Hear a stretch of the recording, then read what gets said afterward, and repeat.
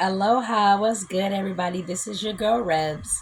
This video is spirit led and channeled, and it's going to be regarding the importance of staying in your lane. It's kind of like a continual of another video that I'll be posting and linking to further continue what I was explaining. So basically, when it comes to spirituality, what I was saying was don't step into doors and lanes that are not yours. For example, plumbing. That's not my lane. So if I had an issue with plumbing, I would call somebody to plumb. If to a plumber. If I had issues in the home and I needed things to be fixed, I would ask my husband because those are the things that he does. Now, if someone had a problem with something specifically, or let's just say someone, I don't know, one of the kids wanted their hair done or wanted me to sew or make a project or something in that sense, they would ask me.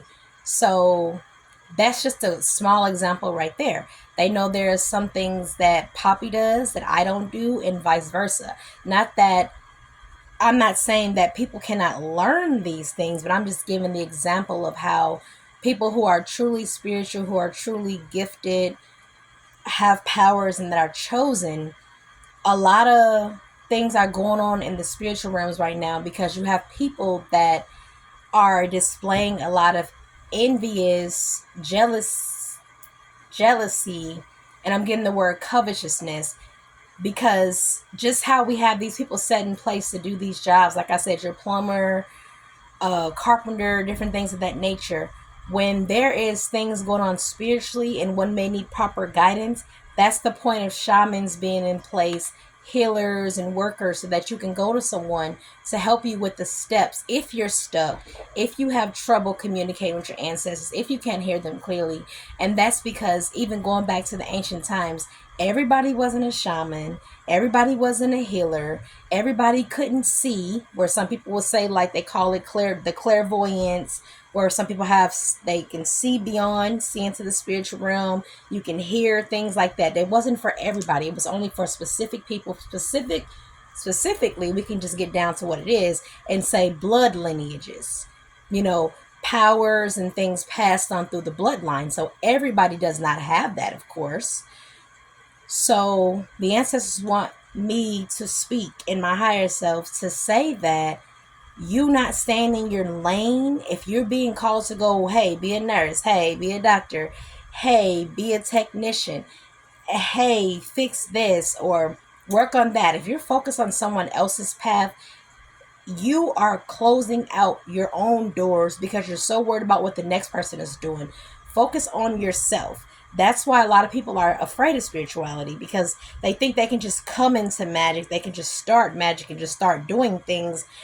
And then when they conjure up something, or now their life is being ruined, or they're being controlled, or possession has been taken care of them over them, it's because they don't have that spiritual protection, and they're opening doors and inviting things in and playing with things they have no idea what they're doing, and they're causing disruption for their own lives and their own generations, and causing their own family and, lineages to put generational curses onto them.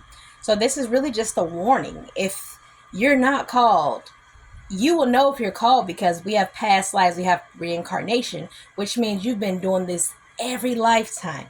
It's your passion, it's your path. You did the initiation, you've been doing the training for lifetimes. This is exactly who you are. You're not trying to be anybody else.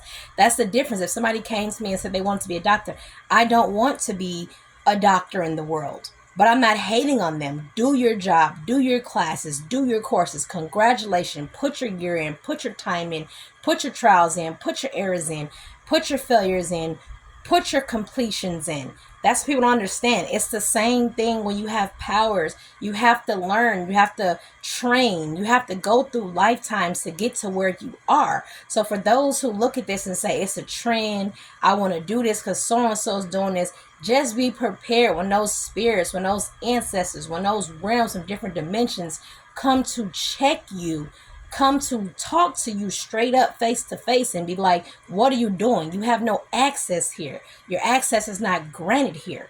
And you have to be careful because you can be led by the wrong things. That's why when you have a problem with your home flooding, you know who to call.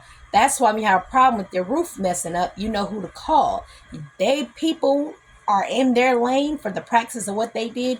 You stay in your lane, and then you can make your path beautiful, your journey beautiful. Maybe you're called to be a gardener. Maybe you're called to be a mother and have many children. Maybe you're called to do many things, but never look left or right and see what someone else is doing and stop your journey and stop your path and stop your goals because you want to be a follower. A lot of people are following robots, computers, NPCs, people that are already walking dead because they're leading you right off the cliff so that you can be stuck in the loop, stuck in the matrix, energy supply source for these beings, these enemies for lifetimes to come.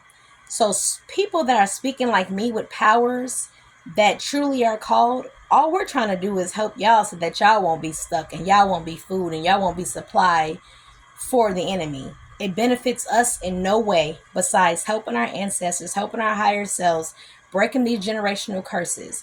But you have to wake up and realize that your path of your path alone, because jealousy, envious, covetousness, all that stuff is the reason why when you stand face to face with Mayat, your heart is not going to be light as a feather, and you will reincarnate, and you might come back to be something even lower than what you were because you denied all the wisdom, all the knowledge, all the answers that were here in front of you in this day and age, in this time. We were born in this time. We came back for a mission, for a reason. So if you're ignoring your purpose, if you're looking left and right and thinking that you're not important because of what someone else is doing, every part of the body, of the system, is important. My arms are not more important than my eyes. Just an example. We need all of the body to work together in order for everything to work. And that's how you have to look at yourself, your entire universe. You working and doing the work does not do anything specifically for me. You're your own universe.